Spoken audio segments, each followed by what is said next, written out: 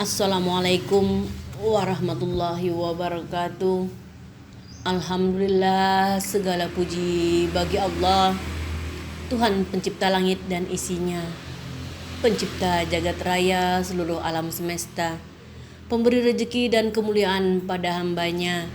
Salawat serta salam juga tidak lupa pula kita haturkan kepada junjungan kita Nabi besar Muhammad sallallahu alaihi wasallam, kepada keluarga serta sahabat beliau ila yaumil qiyamah. Para syekh, wali dan aulia Allah, semoga semua berkah sampai kepada kita dan kita semua selalu dalam keadaan sehat, terpelihara dan terjaga dalam ridhanya Allah subhanahu wa ta'ala. Amin ya rabbal alamin.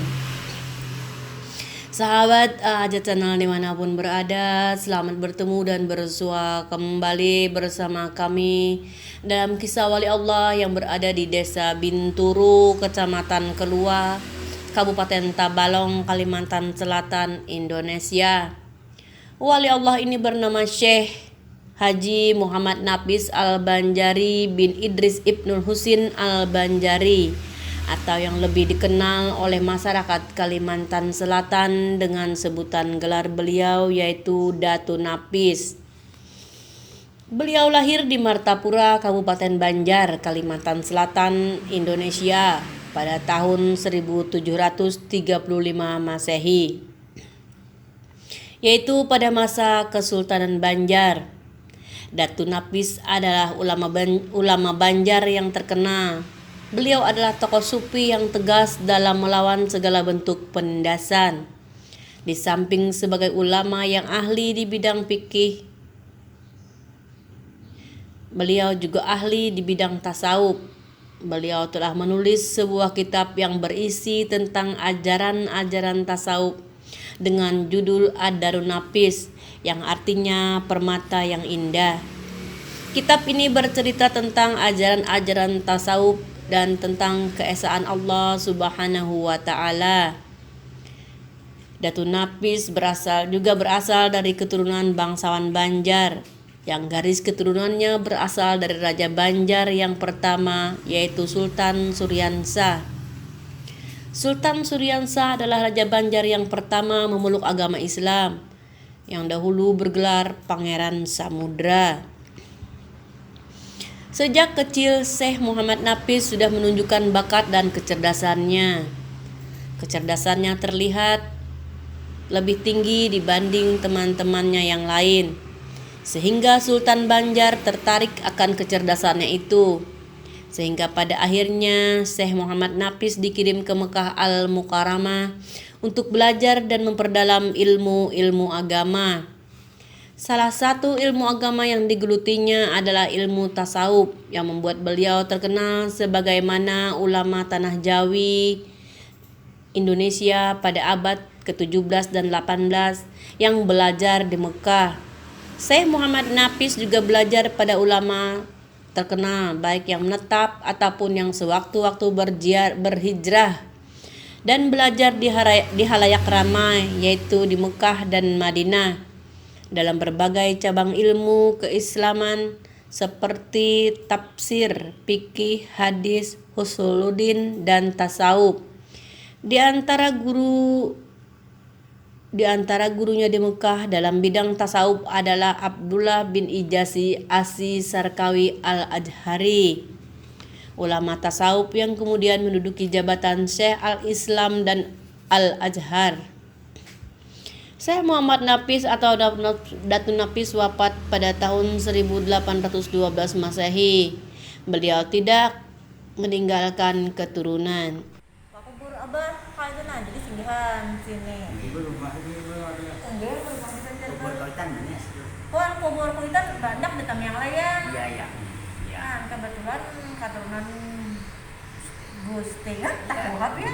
Iya, kalau kamu ya gitu. Wajar-wajar jadi singgah di sini. Singgah. Ya. Jadi nak bertakun ujar orang. Itu kan ada sini dari Nafis juga. Kalau luar leh, nang ada semua bule. Sekali bule ya tadi langsung aja ke sini jeung ayo Pak. Amun niat nang istilah khususan kalau oleh karena lulus ujian, najar segala macam pun ada najar. Nah, Jadi ya tadi kalau bilang Ya, artinya tak Bilang. bulan. Ya. silaturahmi jalur Karena nah intinya adalah ujian itu ini kita telah dijelaskan oleh Allah hati kita untuk berangkat ke sini. nah itu mungkin ulun sampai janjinya ke sini bersulun kadang-kadang anak kan orang yang sebagian datang ke sini mendengar kan ada niat segala macam ada permintaan kita kabul Iya. ini kadang-kadang Allah Ta'ala tuh kadang meminta apa-apa Cuma di kadar jannah itu kan. cuma dikadarakan sampai ke sini Ya. nah kan kayak itu tadi jadi udah nak bertakun haram masjid ini nak gerang haram masjid ini tadi siapa gerang kan asli sidin nah buka kitab buka kalau kitab buka kalau kitab Jadi kalau ingin tahu kita sedikit memberikan informasi. Yang bermakam di sini adalah Syekh Muhammad Hafiz bin Idris bin Husain. Demikian nama lengkap lahir dan nama lahir bin. Itulah kelengkapan dan kepanjangannya. Sekali lagi Muhammad Hafiz bin Idris bin Husain. Nah, jadi beliau ini lahir tahun sekitar 1148. mau begitu gitu kan ada balungin tuh Ya. ada begoyangannya Ya. gitu Kita ada dulu nih. Tapi kalau Masahenya 1235 Nah, itu Masehi. Dilahirkan di Matapura. Jadi ada di kita Tabalong ini dilahirkan di Matapura, Kabupaten Banjar. Jadi beliau ini sejaman dengan Datuk Kelambayan. Jadi waktu mengaji ilmu itu sama-sama berangkat ke Mekah dengan Datuk Kelambayan. Jadi beliau ini kan meninggalnya tahun 1212 Masehi. Jadi kurang lebih 77 tahun berusia ini. Nah, Berarti sejaman lawan Datuk Sanggul lah. iya. banyak kan bertiga yang nuntut ilmu ke Mekah tuh ya ya. Datuk Kalamtayan, Datuk Sanggul nah lu ketahuan udah nafis nih kita masuk di antaranya Jadi beliau ini adalah keturunan anak bangsawan Kerajaan Banjar yang garis keturunan sampai kepada Sultan Suryendra di Banjar. Nah, itu. Jadi beliau ini meninggalnya itu di daerah kita ini Kabupaten Tabalong bukan Pengkula di Semendoro. Makam dia disebut di Maharapune. Jadi di sini ada dua makam yang di daerah Kecamatan Mahar itu Mahar Kuning. Di sini Mahar Mahar Kuning Ya. Karena Mahar yang siapa itu. Orang bisa apa ya? Bukan di sini lahirnya, maka di hal kuning pada lain namanya. lain orang Sini mahar kuning. Mahar Kuning Mahar Kuning Iya. Mahar Kuning Mahar tuh apa Pohon kayu. Ada pohon kayu mahar. Iya. Orang mahar kuning. berarti itu apa mana kayak pusaka gitu Iya. Iya. dilestarikan aja bila anu ditanam Memang dulu dicampur-campur kan ada di sini dekat makam beliau ini pohon luwak. pohon luar Pohon luwak itu asal julukan dari asal daerah Kecamatan Karuan ke luwak. Jadi itulah asal dari diambil diambil ngaran ngarang dari pohon alua ya bisa abah aja udah pisah pohon alua aja Ya. Jadi kan itu sampai sekarang ini sudah sering ditanyakan orang nah pohon kayu itu nah. Jadi kebetulan waktu dulu kan pohon kayu itu miring ke makam itu nah. Jadi satu-satunya jalan harus ditebang. Ditebang itu kan bukan sekalian harus ditebang, dipotong sedikit-sedikit, nah diolor pakai ditutup tali. aja ke bahasa kita Iya. Pakai Makanya tali. abang batu orang malok pada kan. Jadi kalau secara langsung ditebang gentak rabah ke rabah ke makam Nah, itu. gitu. Iya. Jadi satu saja ditabang. Karena banyak peringatan-peringatan orang yang jarah di sana. Ada yang mengatakan bahwa kita tahun sekian ada menulis di sana tuh nama kita dan tahun kita berjarah ke sini.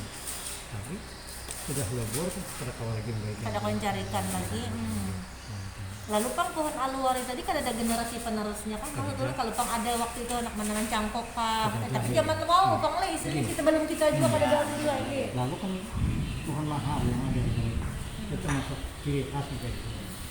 sampai sekarang kan pohon mahar tuh ada juga kan dilestarikan.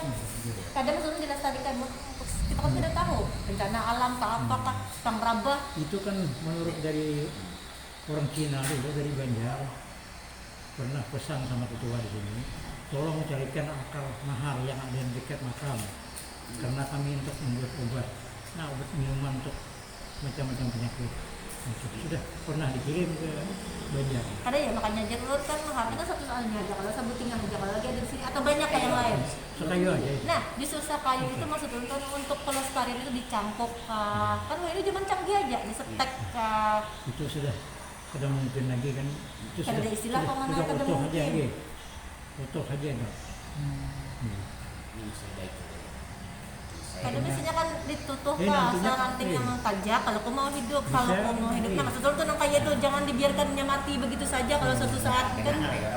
Nah, itu sedangkan sini tuh punya khas tersendiri itu pohon mahar tadi tuh. Kalau kita suatu saatnya kan ada lagi kan pasti udah mana pohon mahar di sini juga.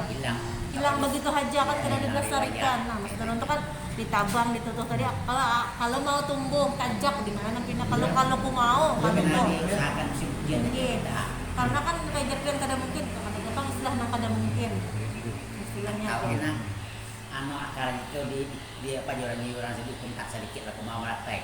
Itu memang ada aja. ya belum disatek tadi itu Anaknya mungkin ada aja yang di samping-sampingnya itu. ini bebiba lo kah berbentuk buah kah Enggak. Kembang dia mau berbuah. Kembang cuma dia dibuat.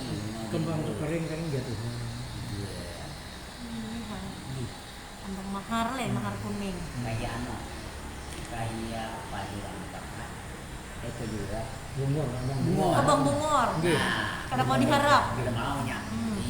kada kau diharap Cuma punya mau hidup tuh keuntungan dunia.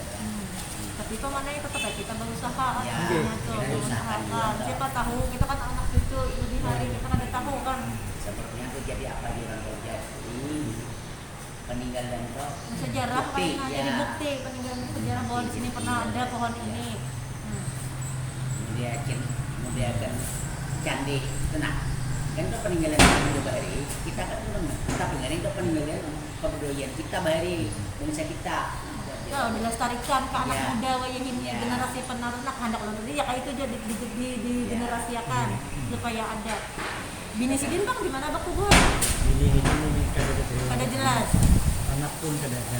oh berarti bujang sidin lah ini Mungkin kayak ada ada tuh sanggul dia kan kayak ada tuh sanggul kan bujang juga sidin karena dari banyak lah beliau ini kan kawin di daerah-daerah ini dan orang kayangan orang putri nah itu waktu beliau kapal kaca terombang ambing mulai gelombang habis ke pinggir menjadi izin sampai di tepi pantai nah disitulah ini selama penumpang yang itu semenjak ceritanya karena kuasa Allah Ya, yang ya.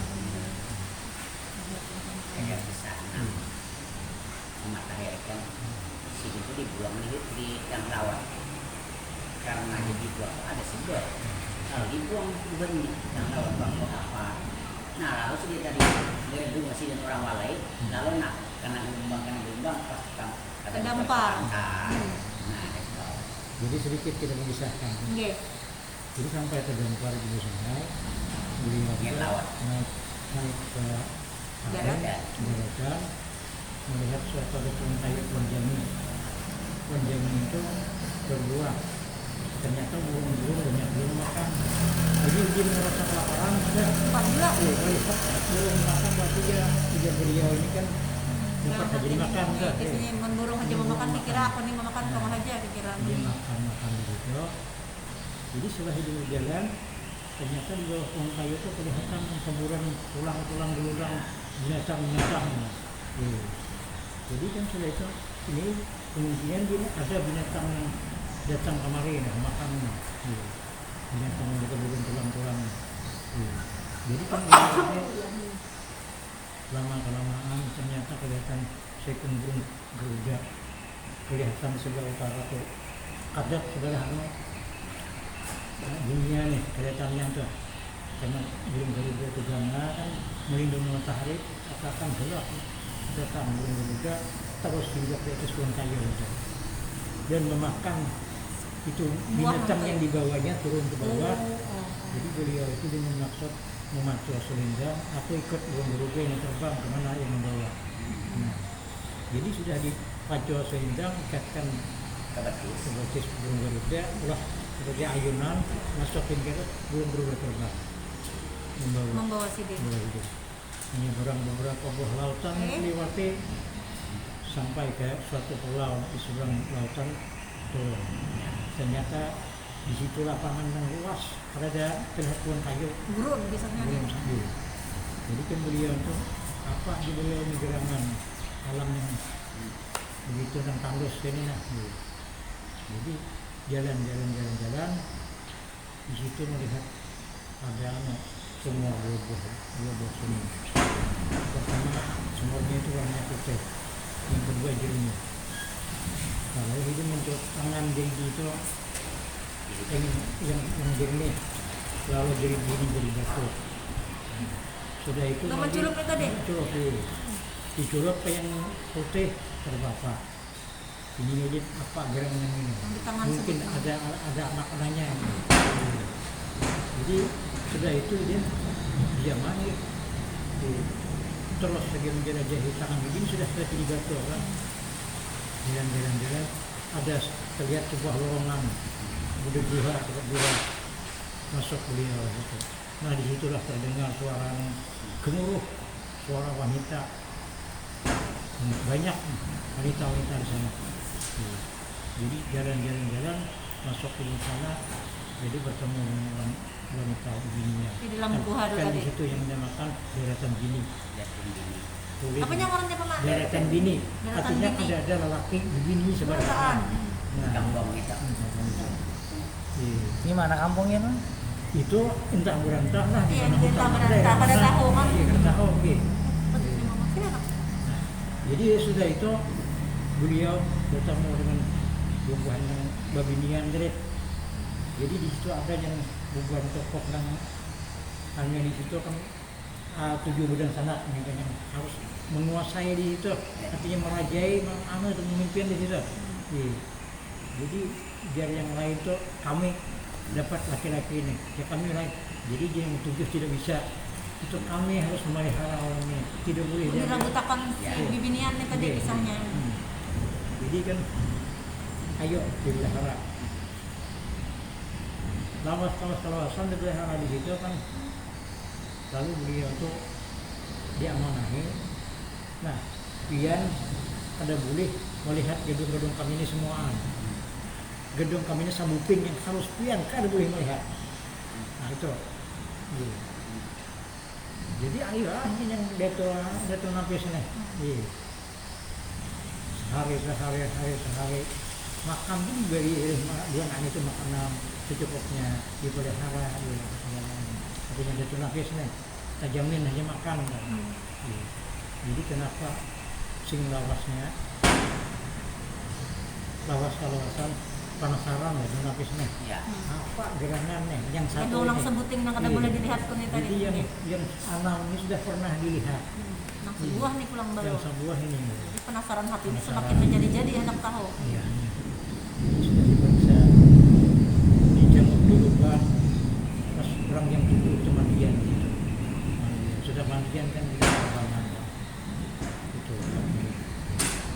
Jadi saking penasarannya datunya lagi hari berikutnya beliau rencana termasuk langsung. Nekat nih kisahnya aja ke bahasa kita leh. Iya, iya. Jadi terus sampai saatnya kalau kita cari serangandian buka hidin dia bersembunyi di tengah batu. Sudah itu kemandian belum itu baju hendak ke batu. Jadi sudah itulah diambil oleh datu itu baju si bungsu yang paling bungsu buat dia. Dipatak datu dari. Nah, kayak Jakarta Rup aja lah. Ya. Kayak kisah Jakarta Rup. Iya. Banyak kan? Jadi kan sudah itu sudah naik mandian, yang lain diput baju tidak mau. Karabangan. Si bungsu melihat Kada ada baju. Menangis. menangis si bungsu. Lalu dia tanya Dato, apa kamu tak Menangis. ketinggalan sendirian di sini. Ulun anu nih, baju selendang ulun nih hilang nih. Kemana? Siapa yang mengambilnya?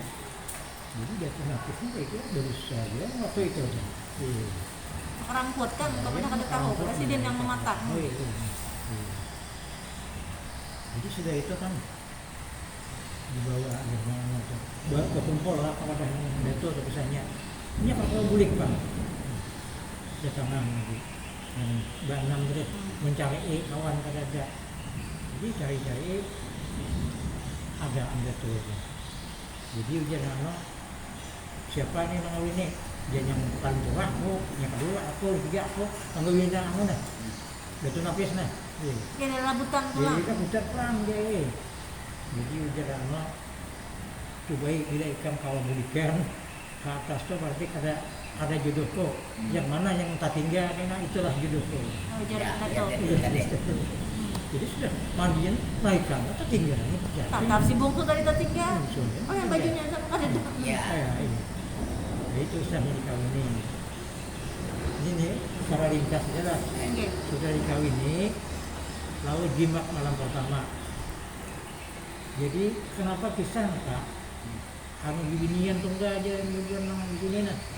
Jadi ujiannya kami ini sebenarnya apabila ada yang mengambil bini kami di sini bila jimat malam pertama, karena di dalam kearifan kami ini ada alat kelajangking. Nah, bila waktu jimat sampai jangking mati. Nah itulah pijat tangan beliau yang batu tadi. Waktu jimat pertama itu dimasukkan ke lubang kearifan swasta, dikepit oleh kala dicabut. Hanya batu pada Ya, tarik kalanya. tatar. Itu beliau itu bisa batu di batu. Ya. Jadi gelar sini lagi betul. Beliau nih. Haji Batu itu karamah sih dia. Ya. Jadi kan sudah itu kawin bisa enggak? Keterangan itu ada punya anak laki-laki. Jadi kan sudah lawas-lawasan kumpulan anak kan anda punya kumpulan ini sudah bulik ke mata bola misalnya dibawa Puluhan tahun kemudian di kisah ini. Jadi kenapa Datu ini kan itu kita ini lama kelamaan kadekat lebih yang menyimpan memang aktif yang Baju tanam selendang tadi. Selendang. Jadi kenyataannya kedapatan oleh si bungsu tadi. Nah sudah itu disimpannya kembali lalu minta izin sama Datu. Tanya abahmu ini sudah kawin kan? Aku ini hendak balik, nanti kawan bu. Jadi jangan, kita sudah utuh jadi suami istri sini. Mana kita punya anak ada yang ini kenapa ini? Kalau bisa aja ya. Tetap harus bulik Tetap aku harus nih. bulik ya.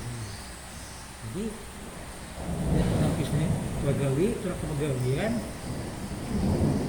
dia kada pamit lagi langsung hanya anak-anak jika diamlah baikkan aku harus pergi mentai saudaraku itu. Nah itu dia.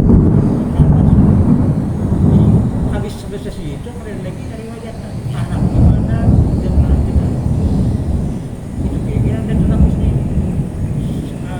dilihatnya dari mata Purana buat dari mata Purana harus saling ada pernah ya dari kan sudah anak-anak bini itu jadi kisah-kisah orang dahulu itu kayak itu Amun Bagaimana Datu Padang Panjang itu bang siapa? Padang Panjang itu ada orang sama riwayat begini. Ada lah. Jadi sedikit keramat beliau. Waktu tahun 83 di sini Salim Abbas dari Banjarmasin milik beliau ini hendak bikin kubah ukuran 4x4 daripada ulir. Jadi di waktu majlis taklim di sana berunding kita menukar ulin sekian, papan sekian, atapnya sekian, sudah logis itu artinya sudah jadi keputusan gitu.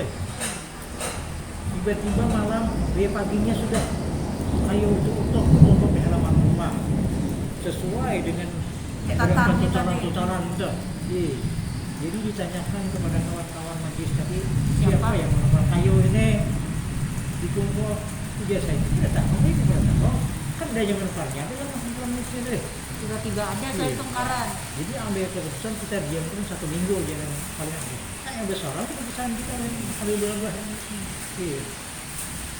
Tunggu seminggu ada adanya nih. Kita informasi siapa. Ada nama orang kehilangan kayu atau ada nama antar kerja juga. Jadi dibawa. Namanya. Tapi ambil keputusan kita bawa ke sini. Nah itu kan orang masih diam. Kayunya kerja apa? Tak adanya kalau dibawa ke sini. Oke, sahabat A, channel demikian kisah wali Allah yang bernama Syekh Muhammad Nafis bin Idris Ibnul Husin Al-Banjari atau Datu Nafis. Semoga kita semua bisa mengambil hikmah dan sauri teladan dari kisah ini. Nantikan kembali kisah kami pada video berikutnya. Dan jangan lupa aktifkan lonceng notifikasinya supaya sahabat dan saudara semua tidak ketinggalan video terbaru dari kami. Kini aja channel pamit undur diri. Mohon maaf bila ada kesalahan dan mohon ampun bila ada kata yang tak berkenan. Akhirul kalam. Assalamualaikum warahmatullahi wabarakatuh.